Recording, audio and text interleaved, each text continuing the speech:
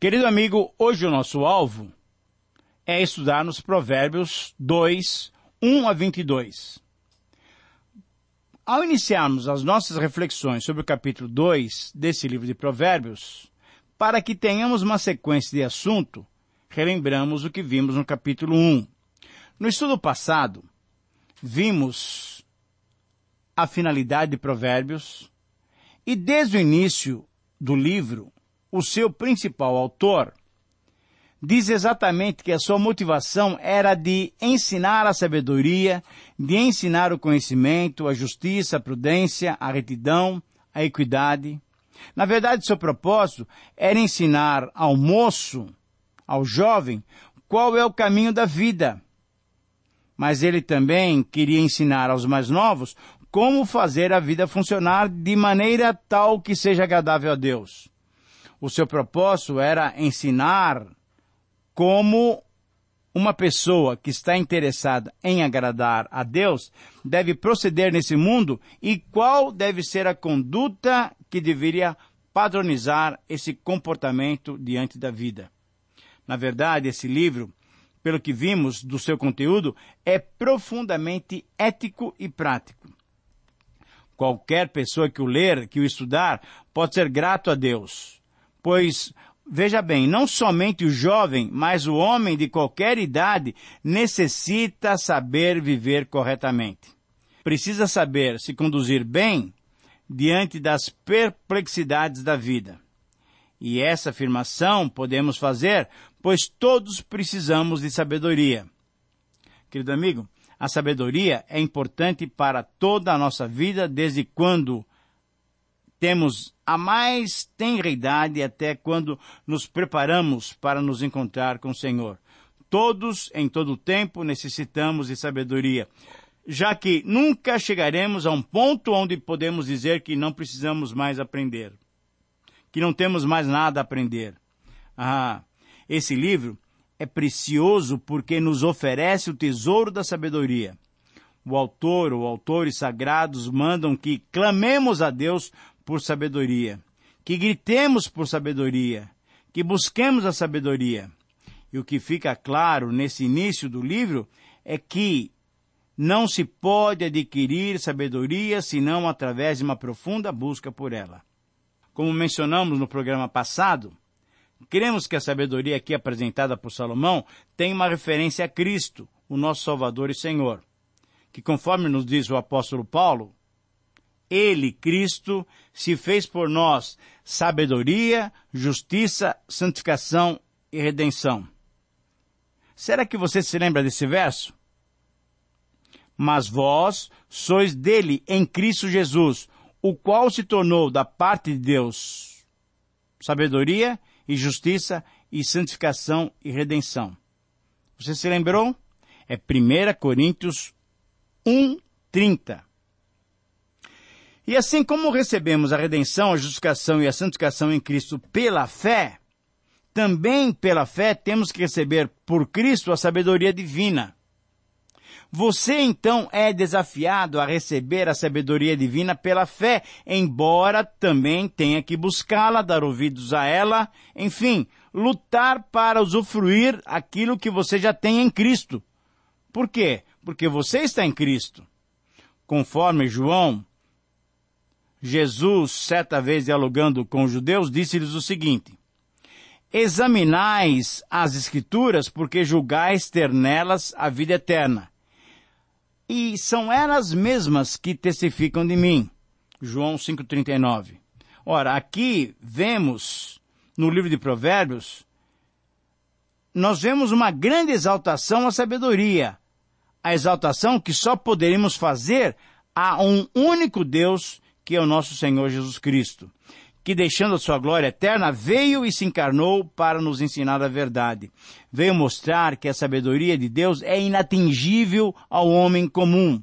Só pelo Espírito Santo podemos entender superficialmente só a profundidade do plano sábio divino em nos salvar e nos resgatar através da morte dele mesmo por causa do amor.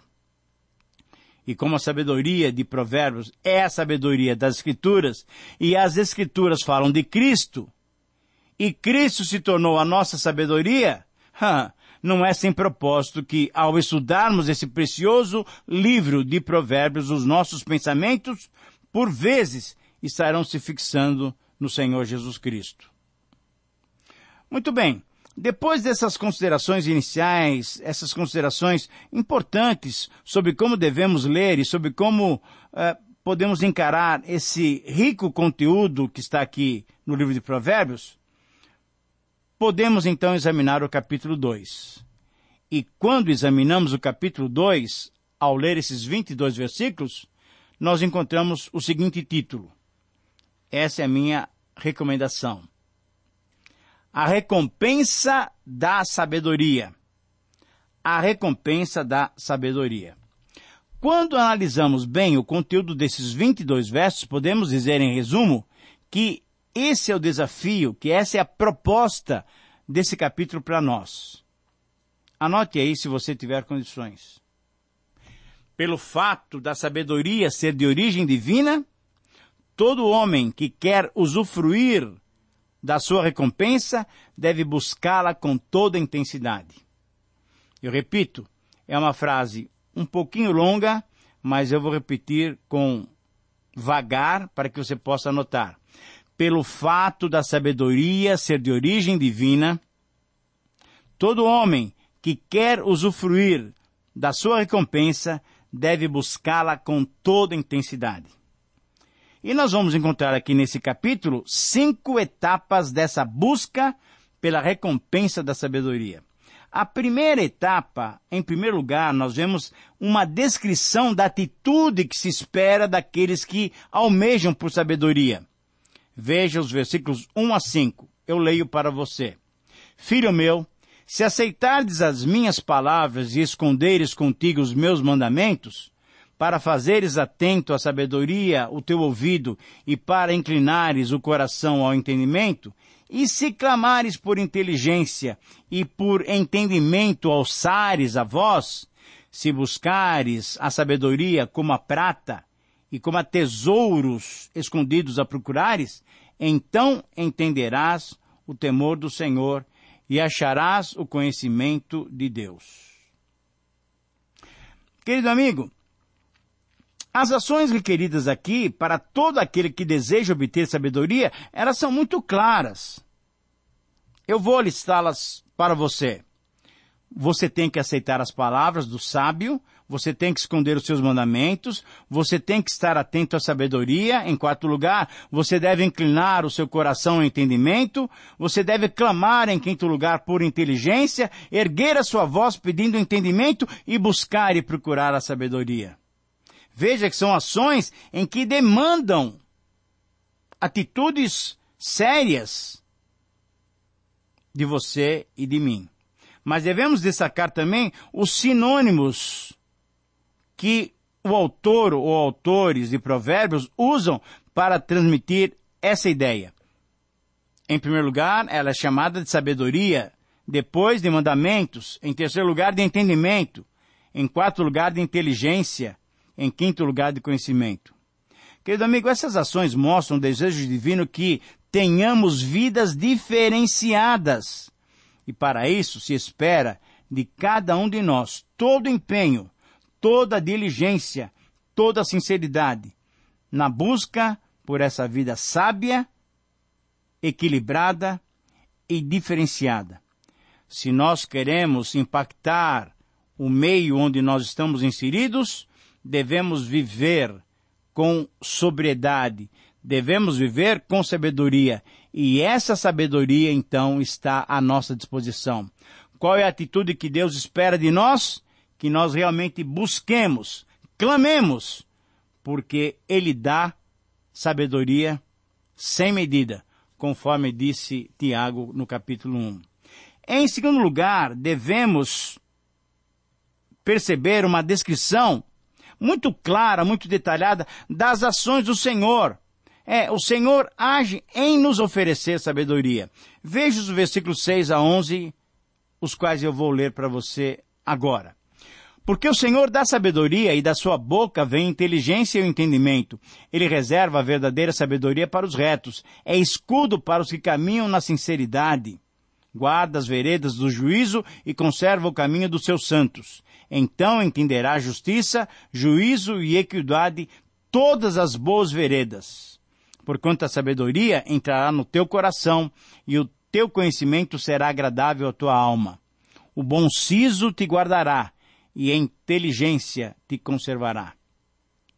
Querido amigo, podemos ver aqui que é o Senhor quem nos dá sabedoria. É da sua boca que vem a inteligência, que vem o entendimento. Devemos notar que Ele reserva a verdadeira sabedoria para os retos. Deus faz com que a sabedoria se torne o escudo para aqueles que caminham com sinceridade. E conforme o verso 8, o Senhor guarda o caminho dos seus santos. Agora, é impressionante percebermos como essas ações divinas demonstram a sua graça, a sua misericórdia, a sua bondade para conosco, pois somente com as suas ações podemos usufruir daquilo que Ele tem nos dado. Ah, querido amigo, se não fossem as ações do Senhor, nós nem nos motivaríamos a lutar e buscar a sabedoria. Depois do pecado, o homem perdeu o interesse de viver corretamente. Depois do pecado, o homem perdeu o interesse de viver de acordo com os princípios divinos. Com a queda, a desobediência, a insensatez e a rebelião se instalaram no coração do ser humano. Por isso devemos ser gratos a Deus, porque Ele nos motiva a procurar a sabedoria. Em terceiro lugar, então, vemos a descrição do homem insensato, um homem que despreza a doação da sabedoria. Veja os versículos 12, 13, 14 e 15. Para te livrar do caminho do mal e do homem que diz coisas perversas. Versículo 13. Dos que deixam as veredas da retidão para andarem pelos caminhos das trevas. Versículo 14. Que se alegram de fazer o mal, folgam com as perversidades dos maus. E versículo 15, seguem veredas tortuosas e se desviam dos seus caminhos. Querido amigo, esse homem insensato é descrito de uma forma também muito objetiva. Esse texto é muito claro. Ele é alguém que trilha o caminho do mal, isto é, o seu caminhar diário é um caminhar que redunda em mal, é um caminhar cujas ações se originam e terminam no planejamento do mal contra os inocentes. Esse homem insensato é alguém que diz coisas perversas, isso é, alguém que menospreza os outros, alguém que difama os que se lhe opõem, alguém que usa da maledicência para prejudicar os seus adversários. Mas esse homem insensato também é descrito como alguém que prefere os caminhos escuros, os caminhos das trevas, ao invés dos caminhos de retidão. Ele é alguém que se alegra com as práticas mais odiosas possíveis. Isso é, são pessoas que se alegram em maquinar, em bolar, em planejar o mal. São pessoas cujo prazer é tramar o mal contra alguém. A sua alegria está em prejudicar o inocente, pois nisto consiste a sua glória. É alguém, esse homem insensato, que caminha por caminhos largos e fáceis, mas são caminhos tortuosos que se desviam do caminhar digno. Essa é uma descrição minuciosa de alguém insensato, de alguém que não vive considerando o futuro e as suas consequências. Esse ser é caracterizado pelos autores de Provérbios como alguém tolo. O oposto da sabedoria é a tolice, e o oposto do sábio é o tolo. A palavra tolo pode significar alguém de pouca inteligência.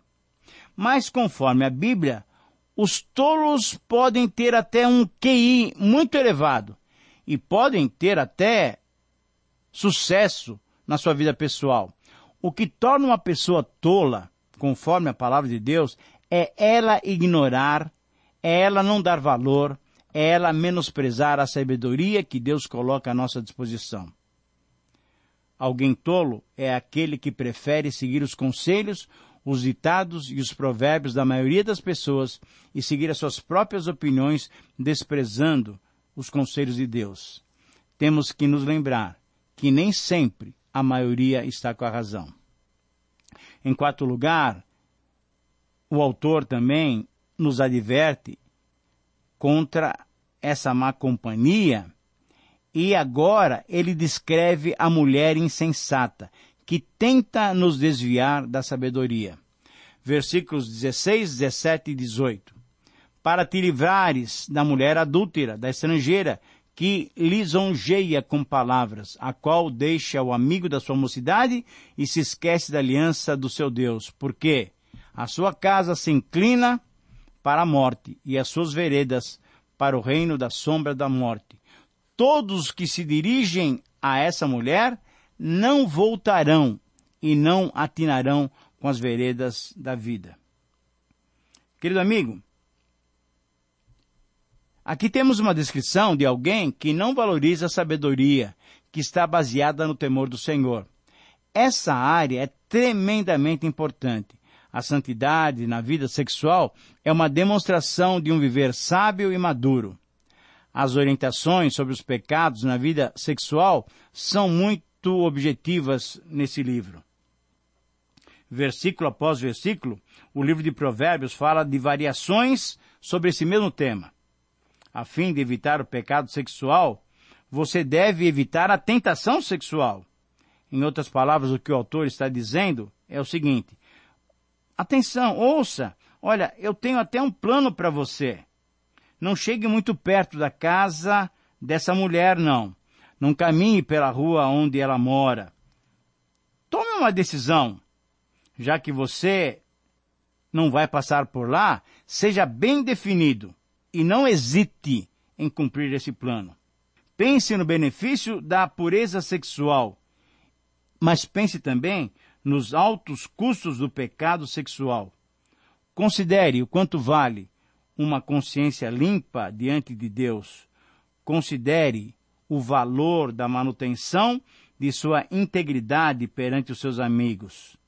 Considere, essa é a palavra do sábio, considere o valor de não ter que se preocupar com doenças sexualmente transmissíveis ou com uma gravidez indesejada.